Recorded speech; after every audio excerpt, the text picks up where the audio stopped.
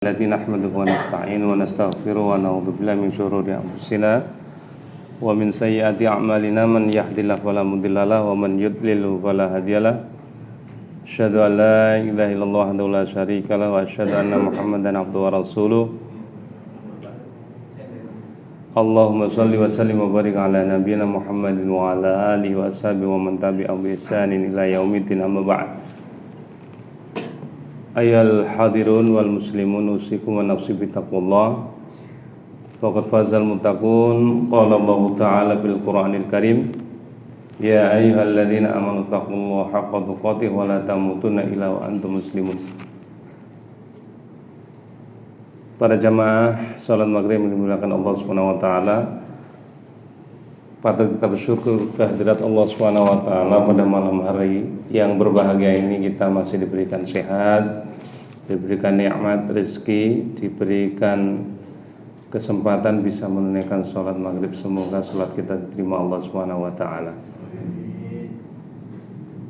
Salah satu kalimat atau zikir yang diajarkan Rasulullah SAW yang keutamaannya itu bisa membuka atau bisa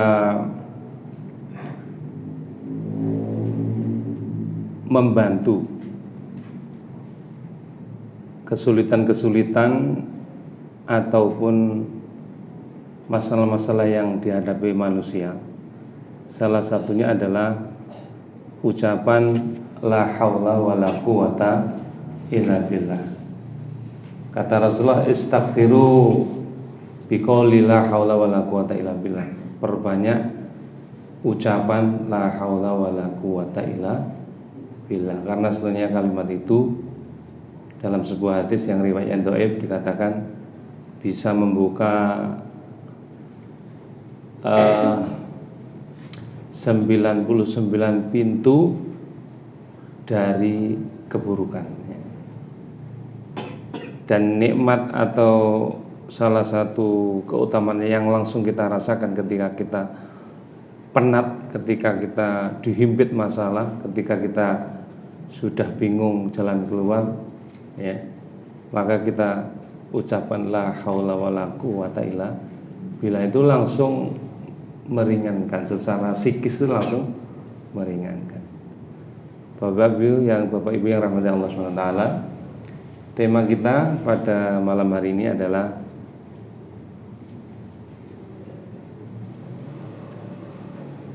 tentang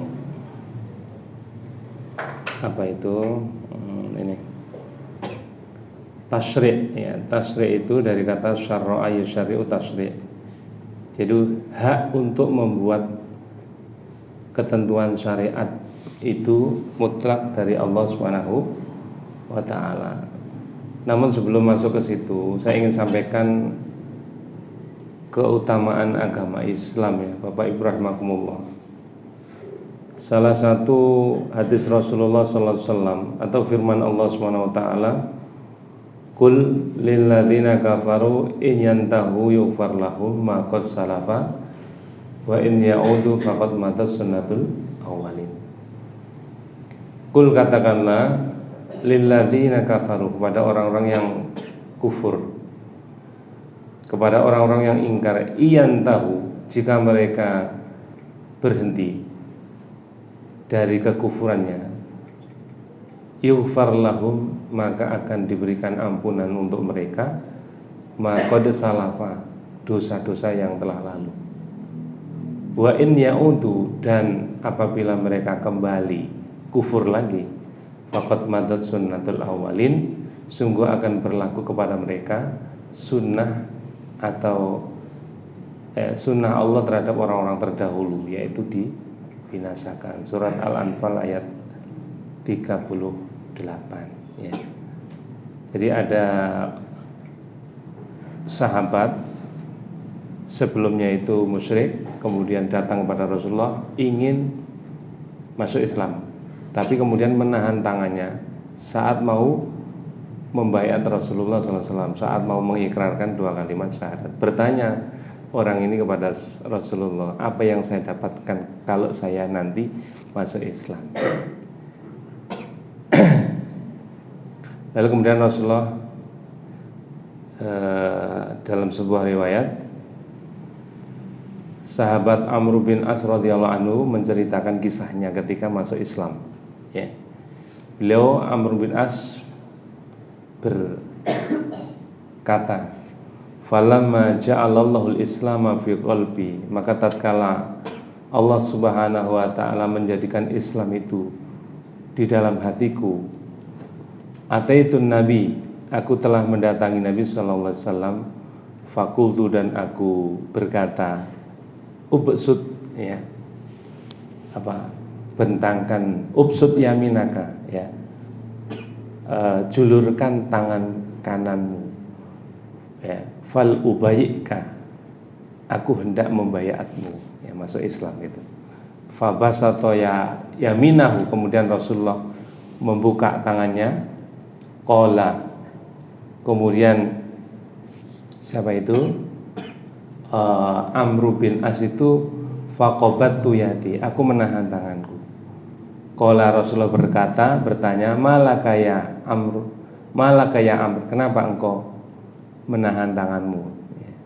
Qala, ya, dia berkata, ya, qultu aradtu an ashtarito, saya ingin, ya, masuk Islam, tapi saya meminta syarat, ya. Qala, Rasulullah menjawab atau bertanya, tashtaritu bimada, kamu minta syarat apa? Qultu, aku minta syarat ayyughfaroli, dosaku itu semua yang lalu diampuni. Maka kemudian Rasulullah qala menjawab, ama amilta anal Islam, ya, tidakkah engkau ama alimta, tidakkah engkau tahu anal Islam, bahwasanya Islam itu, ya, yahdimu makana qablahu. Jadi kalau Islam itu menghapus dosa sebelum Islam. Seperti Khalid bin Walid kan sebelum masuk Islam itu kan jejak, kalau sekarang jejak digital, ya. Kalau dulu rekam jejaknya itu sudah, tangannya itu sudah berlumuran darah membunuh kaum muslimin. Tapi kemudian mendapat hidayah dan masuk Islam, maka semua dosa yang pernah dilakukan oleh Khalid bin Walid ataupun orang-orang musyrik selain dia ketika dia kemudian masuk Islam, maka semua dosa termasuk dosa kekafirannya itu dihapus dengan 2 kalimat syahadat dia masuk Islam. Subhanallah. Jadi luar biasa, 2 kalimat syahadat yang minggu atau 2 minggu yang lalu kita bahas itu luar biasa, Pak, ya. 2 kalimat syahadat itu kemudian menjadikan orang yang tadinya berlumur dosa, bahkan dosa paling besar yaitu kekufuran, maka Allah dengan sifat pengampunnya, maha pengampunnya, ya, dengan 2 kalimat syahadat, orang yang tadinya melakukan dosa terbesar yaitu kufur kepada Allah bisa dihapus seluruh dosanya, ya. Wa anal hijrata, jadi kata Rasulullah, anal islama yahdimu makana qablahu, Islam itu menghapus dosa yang pernah dilakukan sebelumnya, sebelum Islam. Wa anal hijrata, dan hijrah, ya, hijrah dalam arti berpindah, seperti ketika peristiwa Rasulullah hijrah dari Mekah ke Madinah itu, tahdimu makana qabla, juga menghapus dosa-dosa yang lalu. Wa anal hajja, dan haji, ya, yahdimu makana qablahu, haji itu juga bisa menghapus dosa-dosa sebelum dia haji, ya. Ma'asyiral muslimin, ini Islam itu luar biasa, ya. Jadi kita sangat bersyukur, ya. Hari ini kita sangat bersyukur pada Allah SWT, kita ditakdirkan menjadi hamba-hamba yang muslim, ya, berserah diri kepada Allah SWT. Semoga dosa kita yang lalu dihapus oleh Allah SWT. Amin ya rabbal alamin. Baik, hadirin rahimakumullah. Nah, itu bisa kita sebarkan ke saudara-saudara kita, ya, keluarga kita yang mungkin belum Islam, Pak. Ya, yang mungkin belum Islam. atau tetangga-tetangga kita, ya nggak ada salahnya. Kita nggak maksa, tapi menyampaikan Islam itu begini loh. Itu bagian dari dakwah, ya. Resikonya paling apa, Pak? Paling kalau dia nggak terima ya kita nggak disopo itu. Nah, tapi kita luar biasa, Pak. Ketika menyampaikan perkara itu, kita sudah berjasa besar, ya. Wa man ahsanu qawlan mimman da'a ila Allah. Siapakah ucapan yang lebih baik daripada ucapan orang yang mengajak manusia kepada Allah Subhanahu wa taala? Enggak ada. Kata Allah ini.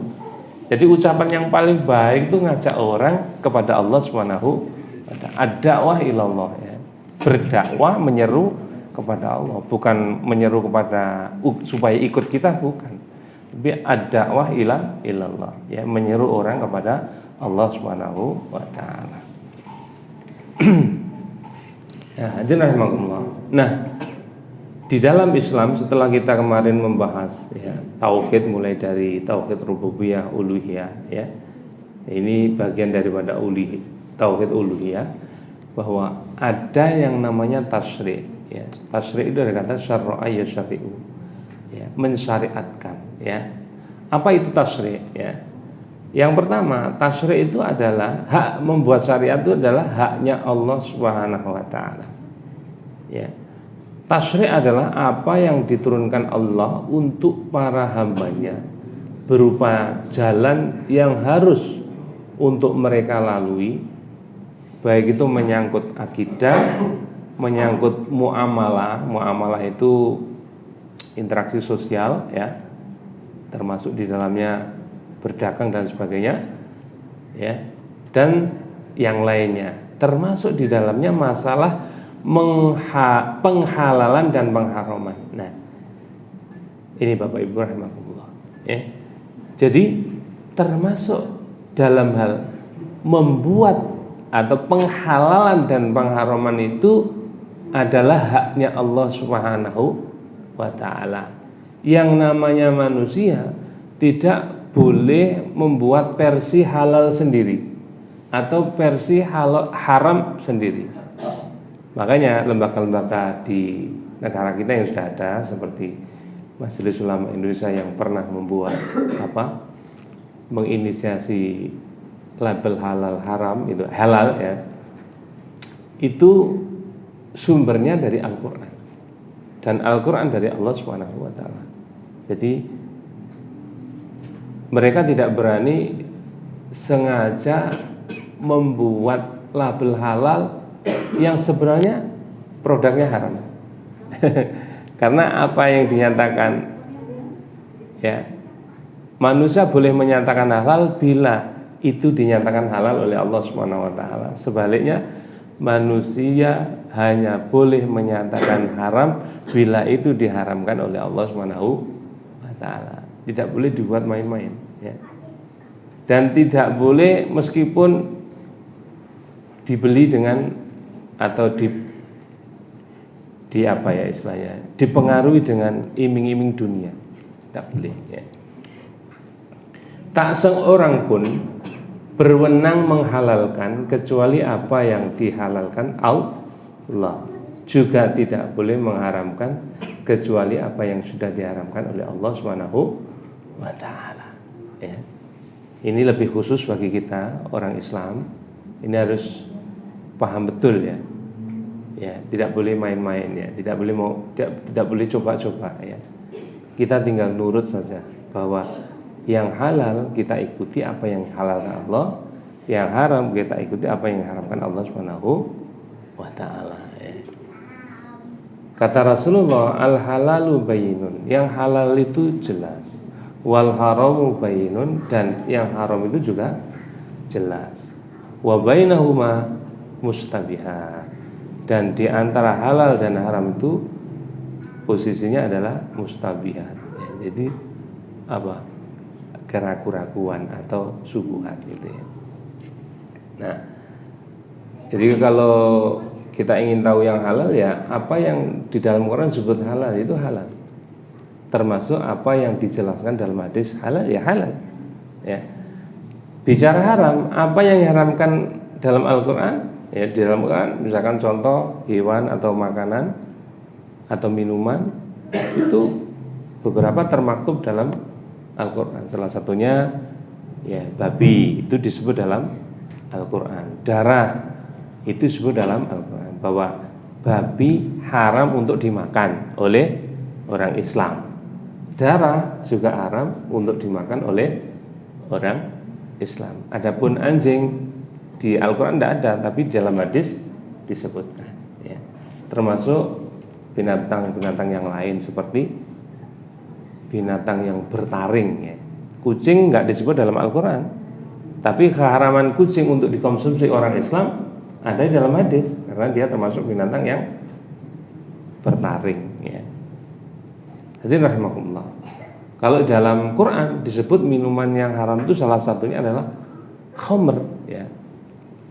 Adapun nama-nama yang sekarang ini turunannya, ya, itu tidak disebut rinciannya, tapi innamal khamru, ya.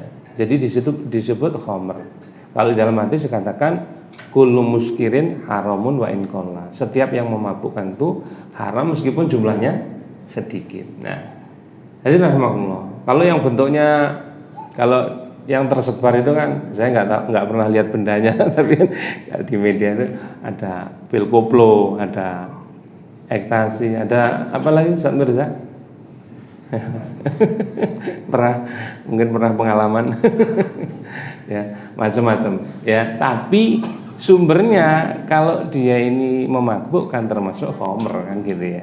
Sedangkan khamr itu ya jelas ya diharamkan oleh Allah Subhanahu wa taala, dan masih banyak lagi ya, termasuk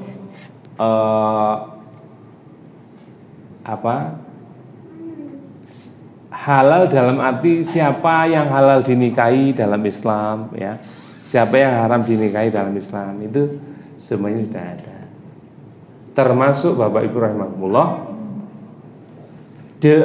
termasuk di dalam muamalah, ya muamalah. Contohnya riba. Riba itu disebut tegas oleh Allah dalam Al-Qur'an, ya.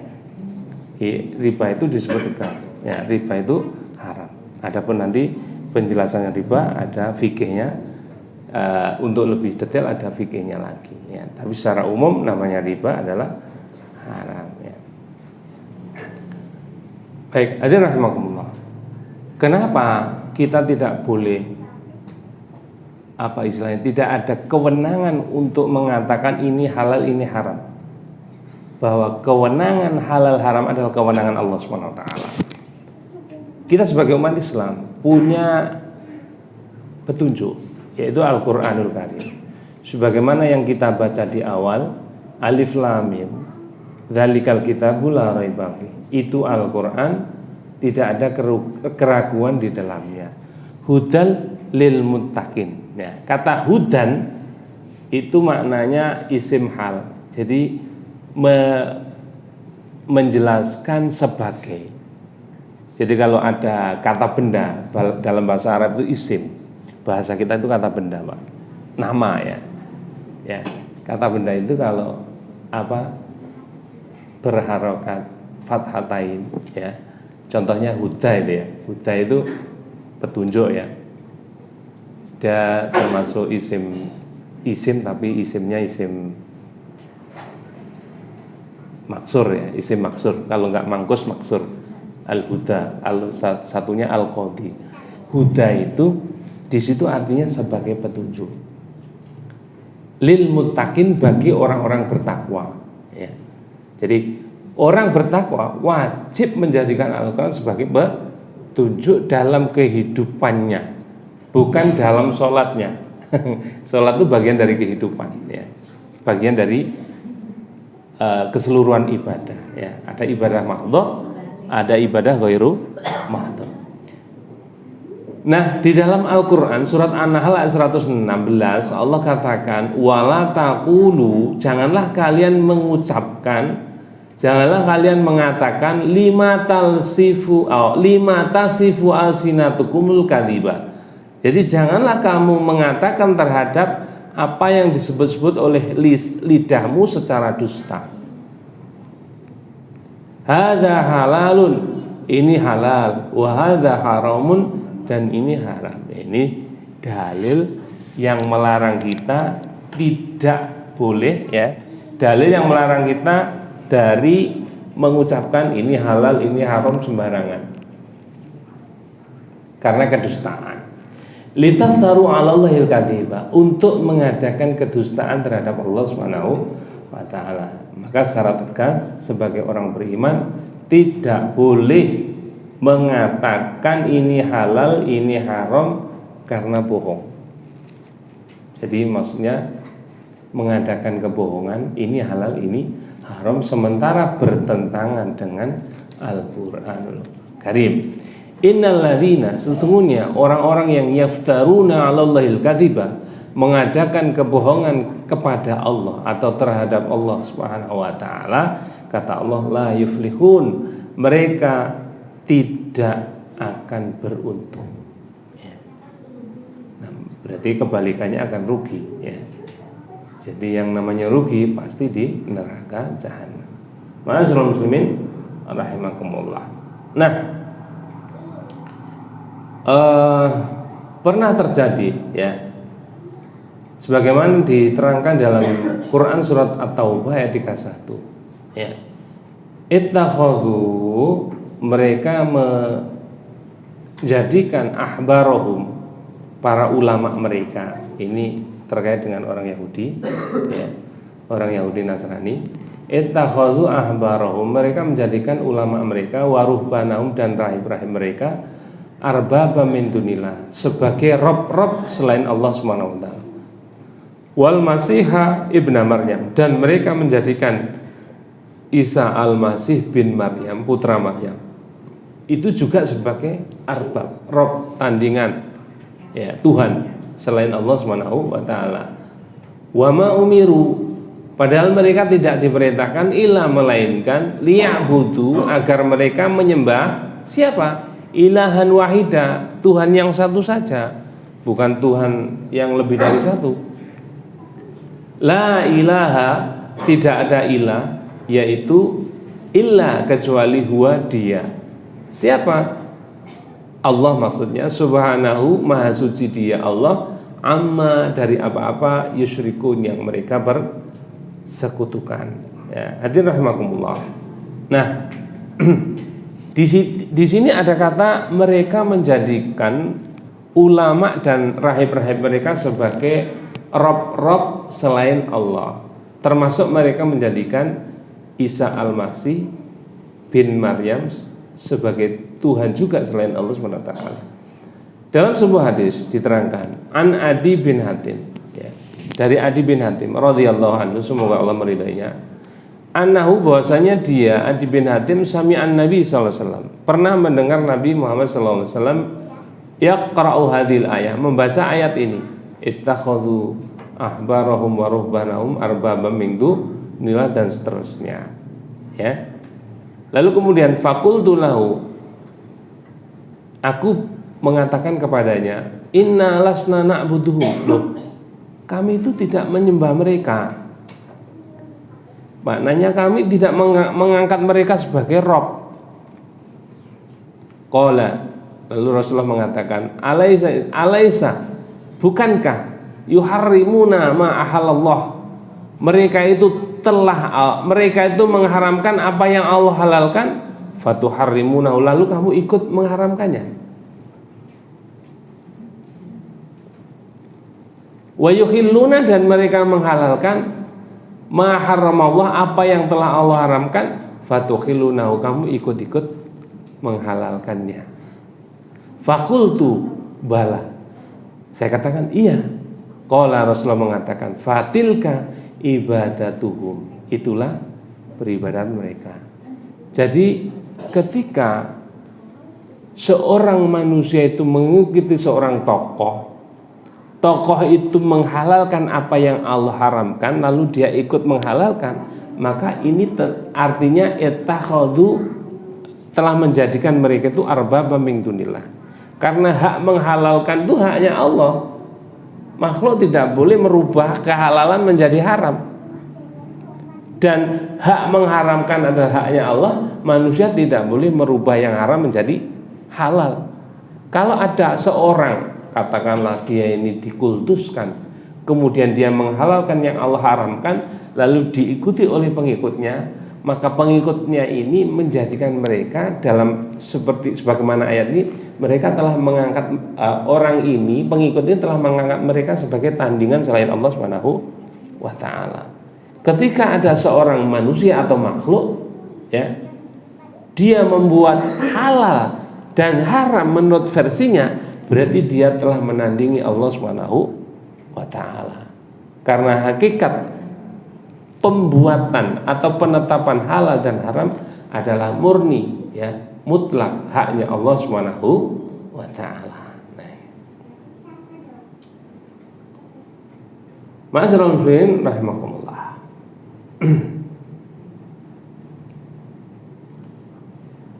Kemudian dijelaskan dalam surat Al-An'am, ya, wala ta'kulu, dan janganlah kalian memakan mimma, dari apa-apa lam yuzkar ismullah alaihi, yang tidak disebut nama Allah atasnya. Maksudnya sembelihan. Jadi kalau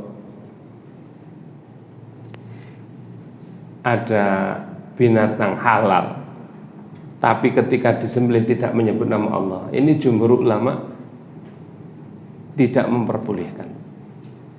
Jadi kalau kita nyembelih kambing harus menyebut nama Allah, termasuk menyembelih ayam harus menyebut nama Allah. Maka sehingga di sini muncul, ya, sebagian apa namanya itu, kekhawatiran umat Islam itu ketika mau apa itu, beli ayam di pasar itu, ada sebagian yang ragu. Saya mau beli ayam ragu, kenapa? Lah, saya waktu menyembelih itu nggak melihat dan nggak merasakan yang nyembelih itu baca bismillah gitu. Ya boleh saja kalau dia mengambil sikap misalkan khawatir ragu. Tapi kalau kemudian kita tidak boleh kemudian menyimpulkan ayam yang di pasaran itu tidak halal, juga boleh kalau kita tidak melihat penyembelihannya sendiri, gitu kan? Karena bagaimanapun juga itu wilayahnya juga wilayahnya kaum muslimin, ya. Kita berhubungan, ya kan gitu. Tapi kalau misalkan kita melihat langsung orang yang beli ayam tidak membaca bismillah, ya, biarpun komat kamit lisannya tidak terlihat komat kamit, terus kita mengurungkan diri untuk tidak mengkonsumsi, yaitu bentuk kehati-hatian, ya. Ini adalah rahmatullah, ya. Termasuk bila binatang itu disembelih atau sembelihannya orang musyrik tidak boleh dimakan, ya. Tidak boleh dimakan. Ma'asyiral muslimin rahimahullah. Itu tentang tasyri', ya. Sekarang kita masuk pada pengertian ibadah dan macam-macamnya, ya. Apa sih ibadah itu, ya? Ibadah secara bahasa artinya merendahkan diri dan tunduk. Ya, sholat itu kan bagian dari ibadah. Makanya kalau sholat itu harus nunduk, nggak boleh pententang-pententeng, ya. Sholat kok seperti orang menyombongkan diri, padahal dia sedang berhadapan yunaji robbahu, dia sedang bermunajat kepada Tuhannya. Otomatis kan, kalau secara bahasa ya harus merendahkan diri, ngawulo ibarat gitu ya, orang Jawa. Jadi abdun itu kawulo, jadi orang yang rendah, orang yang hina, ya. Jadi ketika kita beribadah kepada Allah itu kita merendahkan diri kita dan tunduk kepada Allah Subhanahu wa taala, mengibah, gitu. Adapun pengertian secara syariat, ya, Di sini ada minimal ada 3 pengertian saya sebutkan. Yang pertama, ibadah itu taat kepada Allah dengan apa? Melaksanakan perintahnya melalui lisan para rasulnya. Sekali lagi, ibadah itu adalah taat kepada Allah dengan melaksanakan perintahnya melalui lisan para rasulnya. Ya. Jadi taat, tapi diwujudkan dalam apa? Melaksanakan perintah Allah Subhanahu wa Ta'ala. Itu yang pertama. Yang kedua, ibadah itu adalah merendahkan diri kepada Allah, yaitu tingkatan tunduk yang paling tinggi, ya. Melebihi tunduk kita kepada siapa? Atasan kita. Ya. Disertai dengan rasa mahabbah, kecintaan yang paling tinggi. Ini Pak, kalau seorang karyawan tunduk kepada manajernya, itu mungkin tunduk tapi di dalam hatinya nggak ada kecintaan. Tapi kalau ketundukan kita kepada Allah itu secara zahir saja terlihat tunduk. Nah, secara hati itu ada mahabbah, kecintaan kepada Allah Subhanahu wa Ta'ala. Dan kecintaannya paling tinggi. Tidak boleh disamakan dengan ketika kita ini mencintai anak istri kita. Karena nanti ketika bicara cinta, orang mukmin itu ketika mendudukkan cinta kepada Allah itu harus lebih tinggi. Walladzina amanu asyaddu hubban lillah. Dan orang-orang beriman itu cintanya kepada Allah amat sangat, tidak ada yang mengalahkannya. Makanya ada status WA itu gini: cintailah selain Allah seperlunya. Termasuk Pak Hamdan mencintai istrinya itu seperlunya, Pak. Nggak boleh berlebihan, karena dia sementara, ya Pak ya. Dunia kan sementara. Jadi kalau lagi seneng HP, ya cintailah HP seperlunya, tidak segalanya. Kalau cinta apa? Cinta sepeda motor ninja yang mudah-mudah, ya cintai sepeda motor seperlunya, ya. Ojo, waduh kata itu dilapi, bangun tidur dilapi, ya. Wes. Sing dipikir sepeda, ya. Karena dia sementara. Tetapi cintailah Allah sepenuhnya, karena dia adalah segala-galanya. Jadi kalau kita mencintai Allah itu harus sepenuhnya. Definisi yang ketiga, pengertian ibadah itu adalah ismun jami', satu sebutan yang mencakup seluruh apa yang dicintai Allah dan diridhoi Allah, ya. Apa saja yang dicintai Allah dan diridhoi Allah, baik itu berupa ucapan kalau dicintai dan diridhoi Allah, ibadah. Perbuatan bila dicintai dan diridhoi Allah, maka ibadah. Baik itu yang ucapan terlahir maupun ucapan dalam batin, perbuatan yang terlahir maupun perbuatan dalam batin. Nah, ini Pak. Jadi ibadah kalau definisi yang ketiga ini lebih luas lagi. Ya, tidak hanya sholat, ya. Wong kita bunyi astagfirullah itu ya ucapan yang dicintai dan diridhoi Allah, itu ibadah, ya kan? Jadi kalau kita sedang dimarahi istri, ya para bapak, ya, daripada memberikan feedback umpan balik yang nggak enak, ya pokok istighfar, ya ibadah. Istri marah-marah kita ibadah kan, astagfirullah itu. Tambah marah istri ini, sampai memang hidup ini selesai dengan astagfirullah. Ya, maksudnya urusan dapur itu selesai dengan astagfirullah. Ada seorang ulama, Al-Imam Hasan Al-Basri, ketika ditanya ada orang punya masalah ekonomi, ya terhimpit utang, itu mengadu, ya Imam, saya punya masalah ekonomi, apa solusinya? Ya katakanlah istighfar yang banyak. Ada orang nggak punya anak, ya nikah nggak punya anak-anak, datang pada Imam Hasan Al-Basri, disuruh apa? Istighfar yang banyak. Ketika semua orang datang itu apa? Disuruh istighfar solusinya. Ada seorang imam namanya Imam Ahmad bin Hambal ya. Dia ini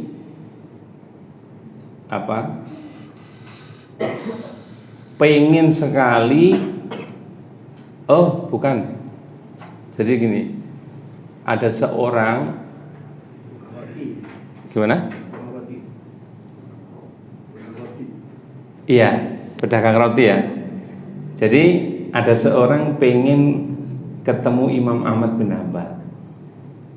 Lalu orang ini suatu ketika, begini, Imam Ahmad bin Hambal itu suatu ketika dia tergugah ingin pergi ke Irak ya, ke Irak, Baghdad ya. Lalu sampai di sana, dia itu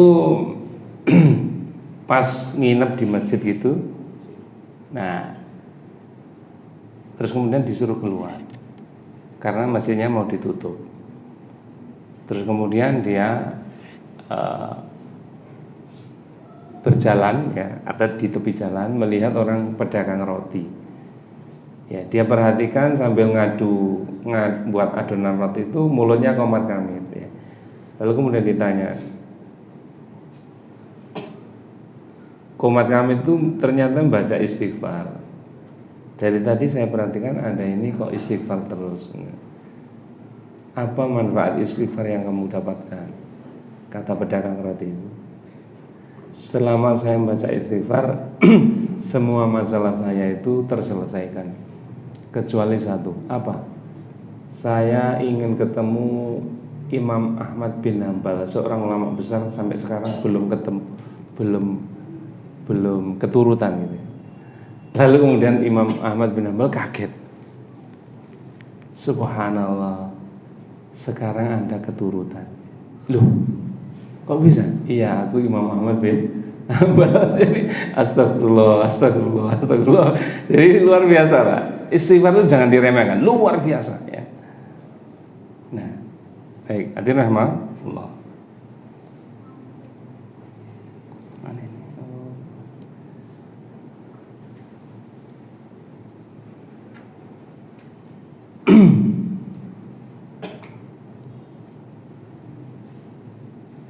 Nah, itu tadi pengertian ibadah. Sekarang ibadah itu terbagi menjadi 3 Pak.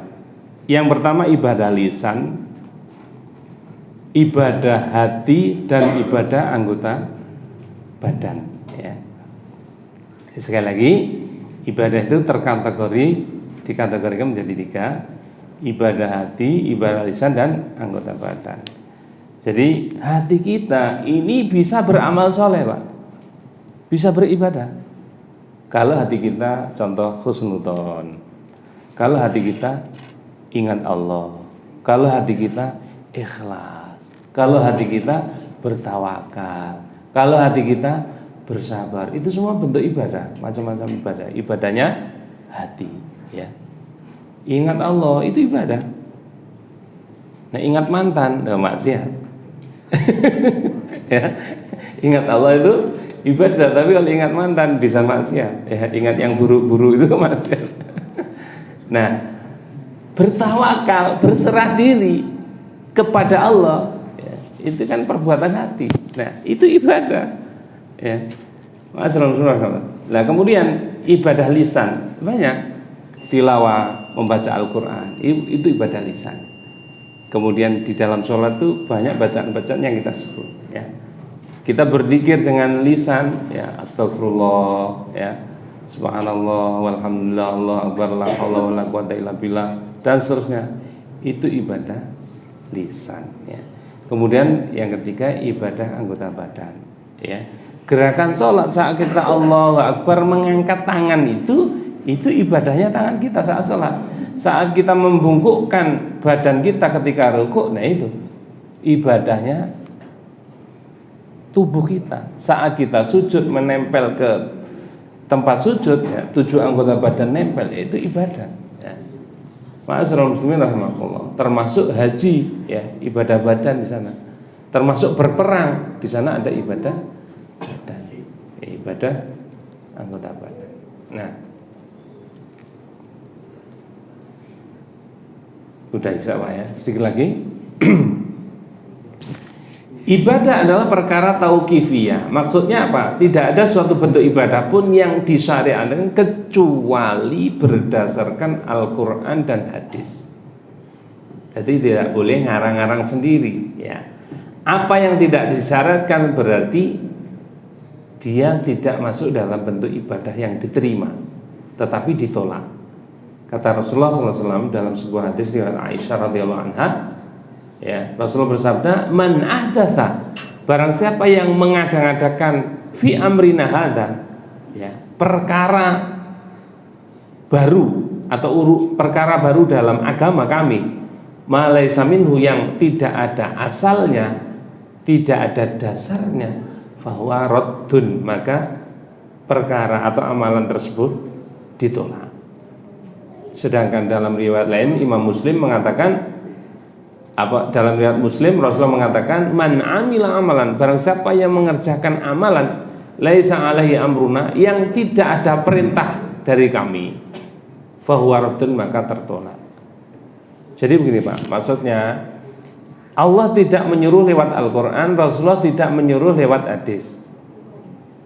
Jadi yang jelas-jelas sunnahnya tidak ada.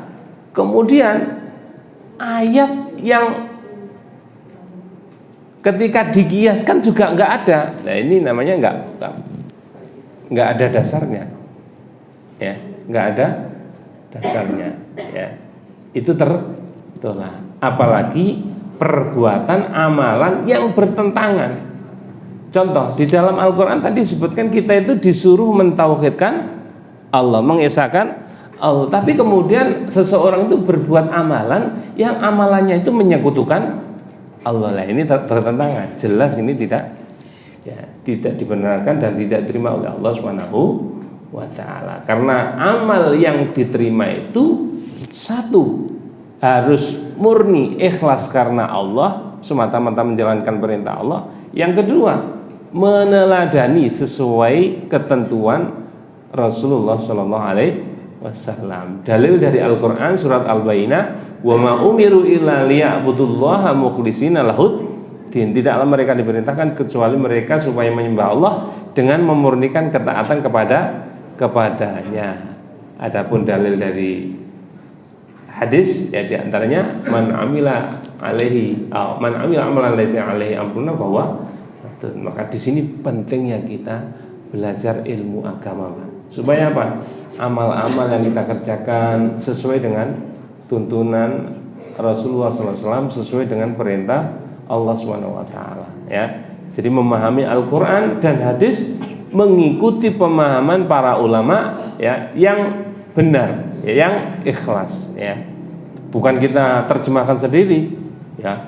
Menurut Quran begini, menurut hadis begini, terus kita mengambil kesimpulan saya begini, tidak. Tapi kita mengikuti pemahaman mereka ahlul ilmi, ya, para ulama, ya, yang pemahamannya itu sebagaimana pemahaman Rasulullah dan sahabat Rasulullah SAW. Karena dalam satu hadis dikatakan Rasulullah menjamin generasi sahabat dan setelah sahabat. Khairul qurun qarni, sebaik-baik generasi adalah generasiku, sahabat yang dibimbing langsung oleh Rasulullah. Tsummal ladzina yalunahum, kemudian generasi setelah sahabat yang berinteraksi, berguru kepada sahabat. Tsummal ladzina yalunahum, kemudian generasi ketiga tabi'ut tabi'in yang berguru kepada tabi'in. Ini yang pemahamannya masih orisinil, ya, masih murni, ya. Karena di masa-masa setelah itu terjadi kerancuan-kerancuan dalam agama yang masuk lewat filsafat Yunani dan seterusnya, ya. Kemudian muncullah madhab-madhab dalam Islam seperti Abu Hanifah, Imam Malik, Imam Syafi'i dan Imam Ahmad. Baik, hadirin rahimakumullah, sedikit yang kita kaji pada malam hari ini. Semoga sedikit ilmu ini bermanfaat, menambah wawasan kita sehingga menambah yakin kita dalam beragama. Segala kebenaran datang dari Allah, segala kekurangan dan kesalahan semata-mata saya pribadi. Aku lu qouli hadza astaghfirullah li wa lakum. Subhanakallahumma wa bihamdik asyhadu an la ilaha illa anta astaghfiruka wa atubu ilaik. Assalamualaikum warahmatullahi wabarakatuh.